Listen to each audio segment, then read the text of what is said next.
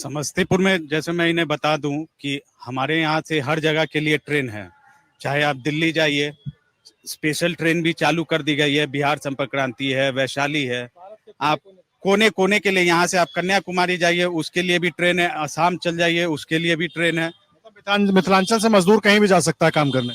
मिथिलांचल से मजदूर की बात नहीं है, यहाँ दिक्कत ये है कि मजदूर कहीं जाने, यहाँ हमें सबसे बड़ी चीज है कि फैक्ट्री बैठाने की जरूरत है कहीं ना कहीं। तो फैक्ट्री जो अभी नहीं है उस पर हम लोग अगले मुद्दे में काम करेंगे।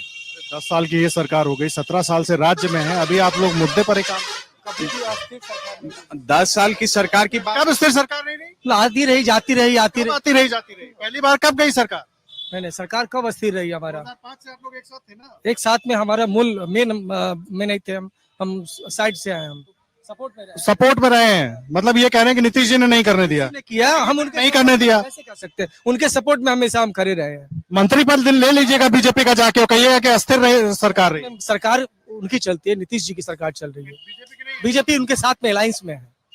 तो अलायंस में है तो बीजेपी के साथ में नहीं है, तो बीजेपी का मंत्री नहीं है महाराज। बीजेपी का मंत्री हमारे हाथ का जो काम था हमने बनाया है। मेडिकल कॉलेज बनाया है, हमारे दूसरे 2 हमारे यहाँ लोकसभा क्षेत्र है, वहाँ ITI बना है, काफी सारा विकास हुआ है। हाँ, हमारे यहाँ अलायंस में, यहाँ पे समस्तीपुर में हम कह सकते हैं कुछ काम। आप लोग ही गलत कर रहे हैं। नीतीश जी सुनेंगे तो समझ लीजिए 4 जून के बाद कहाँ रहेंगे, क्या हो रहा है यहाँ पर? मूल रूप से कोई काम नहीं हो रहा है। हमारा नाम विश्वनाथ सिंह हजारी है। हम भारत सरकार में पहले थे, प्रशासनिक अधिकारी में नौकरी करते थे। अब रिटायर करने के बाद हमने अभी देखा है, क्योंकि जब हम नौकरी में गए थे उसमें कांग्रेस की देन थी, कांग्रेस की सरकार थी, और कांग्रेस ने उस समय जमाने में नौकरी जो दी, और आज उस सिस्टम के हिसाब से हमको पेंशन भी मिलता है, क्योंकि हमारी दाल रोटी चलती है। लेकिन अभी जो नौकरियां हो नहीं रही है, आज जो भी नौकरी है वो सब बर्बाद हो रही है। रेलवे को देख लीजिए, यहाँ जितनी नौकरियां थी सब कम हो गई है। यहाँ का जो कारखाना था वो आधा पर आ गया, खत्म होने की स्थिति में है। यहाँ पर जो भी विकास का काम हो रहा है कुछ नहीं हो रहा है। यहाँ के अभी हमारे एक साथी ने रेल के पथी के बारे, गुमती के बारे में उठाया कि ओवर ब्रिज होना चाहिए। बिल्कुल सही बात है। यहाँ जाम के सिलसिले में बहुत समस्या होती है, तो ये सब इन्होंने कहा कि उद्घाटन हुआ है, लेकिन काम अभी तक मूल रूप से उतर नहीं रहा है जमीन पर। तो ये सब स्थिति है। हमको जैसा लग रहा है कि कांग्रेस ने जो दिया है, एक जितना भी आप जो रेल की पटरियां देख रहे हैं, रेलगाड़ियां देख रहे हैं, सब भारत सरकार का, कांग्रेस का दिया। एक चीज मैं जोड़ देता हूँ, जब आप इतना काम गिना रहे हैं तो फिर तमाम लोग कह रहे हैं कि लगातार फिर एनडीए के सांसद यहाँ से कैसे जीतते रहे जब कोई काम नहीं। अब देखिए, अब सवाल है कि कभी कभी ऐसा होता है कि हमारे कुछ सांसद है, हमारे लोग हैं, वो मंदिर के नाम पर, मस्जिद के नाम पर बिक जाते हैं, या अपने धर्म को समझते नहीं है। लेकिन असली समस्या रोटी की है, भेंट भूख की है, बेरोजगारी की है। लेकिन हमारे नौजवान, अभी पढ़े लिखे नौजवान भटक रहे हैं, घूम रहे हैं, उनकी नौकरी की कोई समस्या नहीं है। अब हमारे साथी ने कहा ना कि मोदी जी ने कहा था कि गारंटी हम 2 करोड़ नौकरी देंगे, वो नहीं सफल हुआ। उसके बाद हम और भी विकास करेंगे, कुछ नहीं हुआ। यहाँ क्या है, एक साधारण तौर पर रेलगाड़ियों को लीजिए, अभी रेलगाड़ियां चल, इन्होंने भाई साहब ने कहा, हमारे बीजेपी के साथी, कि रेलगाड़ियां चलती है सभी जगह से, यहाँ से भारत के कोने कोने में जाती है, मान लेते हैं, यहाँ से नहीं चलती है। हमारे समस्तीपुर मंडल से दरभंगा से जयनगर चलती है, ये बात ठीक है। लेकिन आपने उस चीज को देखा, लेकिन आप ये नहीं देख रहे हैं कि गाड़ियों में जो गरीब तबके के लोग हैं वो चलने के लिए मजबूर नहीं है, उनको निकाल दिया जा रहा है। काहे भाई? क्योंकि उसमें जनरल बोगी है या नहीं है, उसमें स्लीपर भी नहीं है। पहले 100 बोगी था, 16 बोगी, 16 बोगियों में अब 2 बोगी जनरल है। सबको स्लीपर बना दिया गया, AC 3 बना दिया गया, AC 2 बना दिया गया।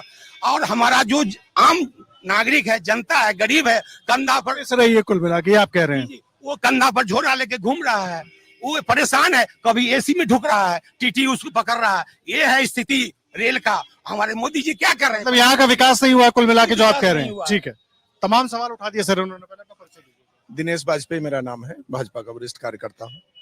सबसे बड़ी चीज है कि मंदिर के नाम पर लोगों को बहुत ज्यादा कष्ट हो जाता है। मंदिर अगर बना है तो सांस्कृतिक उत्थान के बिना आप अपना आध्यात्मिक और आर्थिक उत्थान नहीं कर सकते। ये भाजपा का शुरू से मानना है, और वो उत्थान हुआ है, वो दिखता है। रेलवे में अब यहाँ से ट्रेन नहीं चलती, पीछे के स्टेशन से आती है, तो अब यहाँ से चलाओ, एक पितौजिया वो कर्पूरी ग्राम से चलाओ।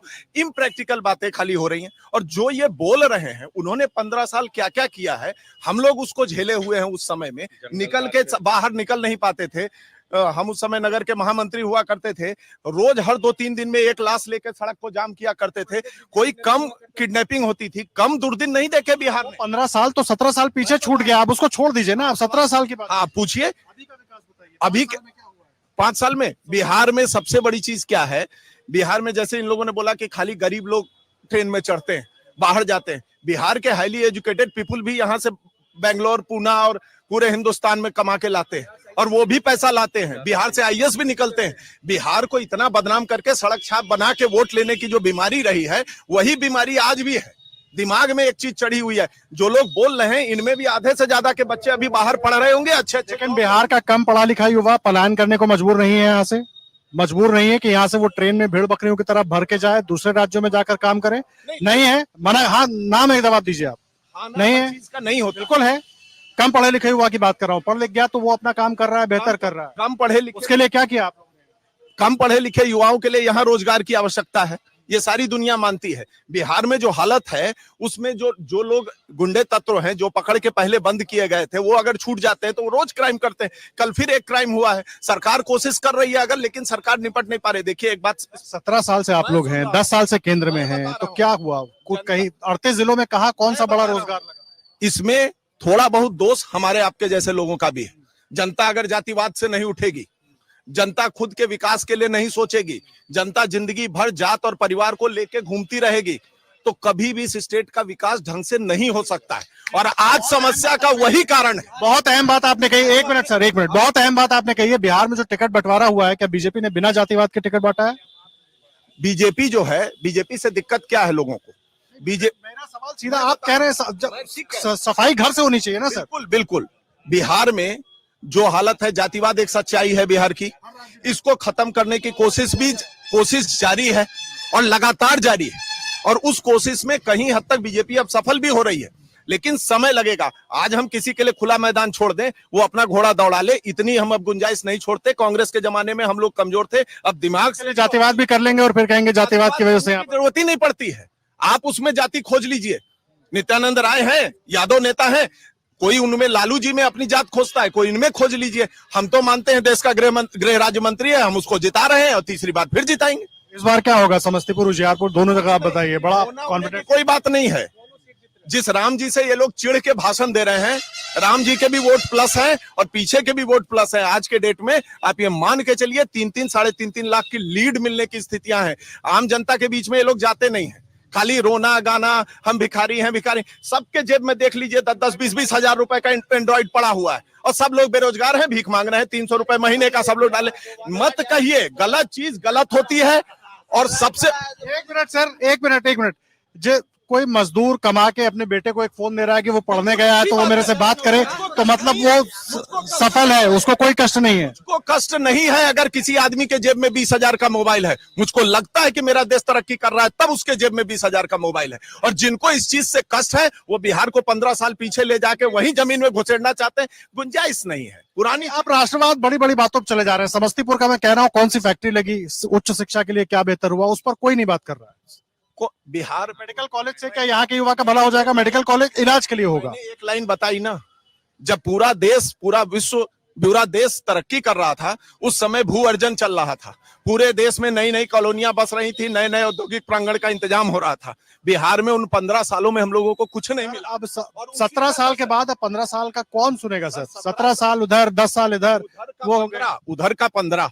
और सुन लीजिए, इधर का 17 जो है, आप कितना भी गड्ढा इतना बुरा खोद दीजिएगा तो लपेट समेट के चलने में समय लगता है।